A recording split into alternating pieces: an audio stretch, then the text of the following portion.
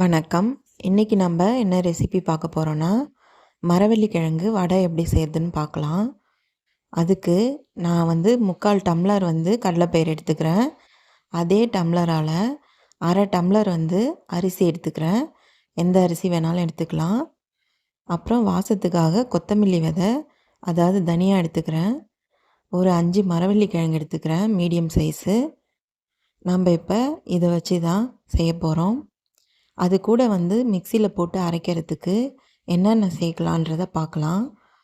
நான் 4 காஞ்ச மிளகா, 6 மிளகு எடுத்திருக்கேன், 1/4 ஸ்பூன் ஜீரகம், 1/4 ஸ்பூன் பெருஞ்சீரகம், சோம்பு, 1/4 ஸ்பூன் மஞ்சள், 1/4 ஸ்பூன் பெருங்காயம், தேவைக்கேற்ப உப்பு, 3 பல் பூண்டு. இதெல்லாம் தாங்க போட்டு நம்ம அரைக்கணும். நம்ம கடலைப்பயிரை, அரிசி அதெல்லாம் சேர்த்து நல்லா 2 மணி நேரம் ஊற வைக்கணும். நல்லா ஊறினதுக்கப்புறமா தான் நம்ம அரைக்கணும். 2 மணி நேரம் ஊறினதுக்கப்புறம் நம்ம அரைச்சி எடுத்துடலாம்.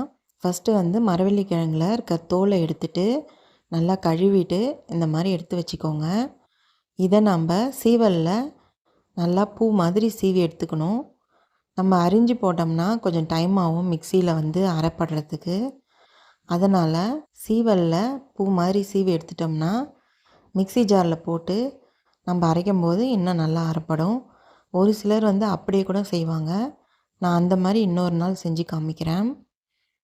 இப்போ பாருங்கள், நான் ஊறின அரிசி, கடலைப்பயிறு இது எல்லாத்தையும் மிக்சியில் சேர்த்துட்டு அது கூட மிளகா, அப்புறம் நம்ம சேர்க்க வேண்டிய பொருட்கள் எல்லாம் சேர்த்துடலாம்.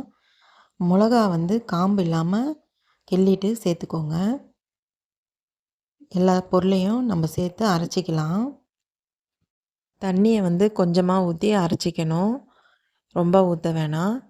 இப்போ பாருங்கள், அந்த மரவள்ளி கிழங்கை நான் நல்லா துருவி இந்த மாதிரி எடுத்துக்கிறேன்.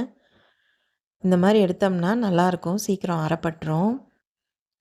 அதை அரைக்கிறதுக்குள்ளே நம்ம இந்த பக்கம் வாணலியை சூடு பண்ணிவிட்டு நம்ம வடையை போட்டு எடுக்கிறதுக்கு தேவையான அளவுக்கு எண்ணெயை நம்ம ஊற்றிக்கலாம். எண்ணெயை நல்லா ஒரு அரை வாணல் இல்லைனா ஒரு 3/4 வாணல் ஊற்றிட்டோம்னா வடை நல்லா முழுகி வேகும். நீங்கள் கடலை எண்ணெய் போட்டாலும் போடலாம், இல்லைன்னா வேறு ஏதாச்சும் உங்கள் வீட்டில் யூஸ் பண்ணுற எண்ணெயாகவும் போடலாம். எந்த டேஸ்ட் டிஃப்ரென்ஸும் வராது. எண்ணெய் சூடாகட்டும். இந்த கேப்பில் நான் மிக்சியில் போட்டு அரைச்சி எடுத்துட்டேன் நான். இந்த மாவு கூட இப்போ அடுத்தது நான் அரைச்சி வச்சுருக்கிற மரவள்ளி கிழங்கு போட்டு மிக்சி ஜாரில் அரைச்சி அதையும் சேர்த்து நான் இது கூட கலந்துடுறேன். அதை தனியாக அரைச்சி எடுத்துகிட்டு அதுக்கப்புறம் இந்த மரவள்ளி கிழங்கை அரைச்சி அது கூட சேர்த்து கலந்துக்கணும். இப்போ எண்ணெய் நல்லா காஞ்சதுக்கப்புறம் நல்லா மாவை கலக்கிட்டு நான் ஒரு சின்ன கரண்டியால் இதை மொண்டு ஊற்றிக்கிறேன். என்னடா வடைன்னு சொல்லிவிட்டு கரண்டியால் ஊற்றுறாங்கன்னு பார்க்காதீங்க. நான் கொஞ்சம் தண்ணியாக கரைச்சி வச்சுருக்கேன். அதாவது ரொம்ப தண்ணி இல்லை, கொஞ்சம் கரண்டியிலேருந்து இறங்குற அளவுக்கு தண்ணியாக கொஞ்சம் கரைச்சி வச்சுருக்கேன் நான். இந்த மாதிரி சாப்பிட்டோம்னா இன்னும் நல்லா டேஸ்ட்டாக இருக்கும். இதே மாதிரி நம்ம அரைச்சி தோசையாகவும் சுட்டு சாப்பிட்லாம். நீங்கள் வடை பதமாக வேணும்னா இன்னும் கொஞ்சம் கட்டியாக அரைச்சிக்கோங்க. இந்த மாதிரி வேணான்னா கட்டியாக அரைச்சி நீங்கள் வடை சுட்டுடலாம். இப்போ நான் கரண்டியால் தேவையான அளவுக்கு நான் கேப் இருக்க இடத்துலலாம் வடையை போட்டுடுறேன். இது நல்லா வேகட்டும். நல்லா வெந்து அந்த பபிள்ஸ்லாம் அடங்கினதுக்கப்புறமா நம்ம திருப்பி விட்டுக்கலாம். எப்பயுமே மரவள்ளி கிழங்கு நம்ம தோலை எடுத்துட்டு சீவறதுக்கு முன்னாடி அதில் வேர் இருக்கான்னு பார்த்து அந்த வேரெல்லாம் எடுத்துகிட்டு தான் நம்ம சீவலில் சீவணும். இப்போ பாருங்கள், வடை நல்லா வெந்துடுச்சு. நல்லா பெரட்டி விட்டுட்டு எல்லா பக்கமும் வேக வச்சுக்கிறேன். இது வேகட்டும். இது ஈவினிங் டைம் ஸ்நாக்ஸாக கொடுக்கலாங்க, சூப்பராக இருக்கும். மழை டைம்லேயும் நம்ம ஸ்நாக்ஸாக இதை கொடுக்கலாம். நான் இன்றைக்கி செய்கிறப்ப மழை நல்லா பேஞ்சுது, அதனால் சூடாக மரவள்ளி கிழங்கு வடை போடலான்ட்டு போட்டேன். நல்லா கிறிஸ்பியாக சூப்பராக இருந்துச்சுங்க.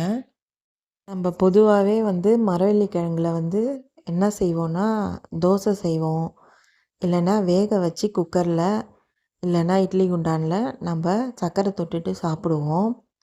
இந்த மாதிரி வடையாக நம்ம செஞ்சு சாப்பிடும்போது நல்லாயிருக்கும். ஈவினிங் டைமில் ஸ்நாக்ஸாகவும் இருக்கும். பசங்களுக்கு இதெல்லாம் செஞ்சு கொடுத்தீங்கன்னா அவங்க விரும்பி சாப்பிடுவாங்க.